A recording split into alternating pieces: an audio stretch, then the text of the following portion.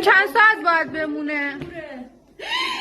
برو تو نقشه نگار صورتت بیاد حالیده، یعنی خرد سرت. چرا شیر انگور مالوندی صورتت ابو قیس؟ شیر انگوره؟ سرانجام وسط با خانواده چلا میشم.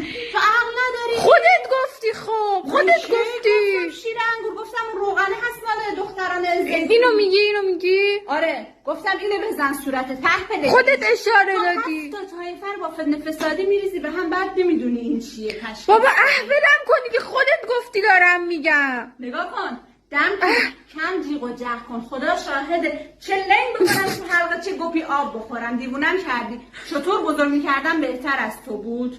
بابا خب الان من چیکار کنم؟ هیچی، برو نون بیا بسابونیم صورتت بخوریم حروم نشه. ای خدا، یعنی من تو رو ببرم ابراهیم قتال ببندم که تا عید شفا پیدا کنی. خودت هم برو امین آباد حتما. ببرم نه بابا گو خوردم.